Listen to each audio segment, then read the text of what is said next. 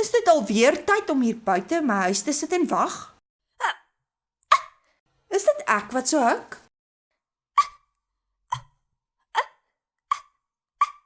Nee, ek dink nie dis ek nie. Ek dink hier's iemand op pad.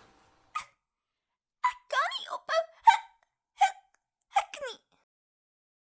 As my hoetjie self vlieg, hoef ek nie meer te hik nie. Ek dink ek kan help. Iemand het jou seker verkeerd geteken. Hier is my towerpotlood. Teken eers die is se lyfie. Lig jou potlood op en sit vir hom 'n hoetjie op wat vlieg. Ek hik nie meer nie. Ek is net 'n interessante klankie wat altyd 'n hoed op het.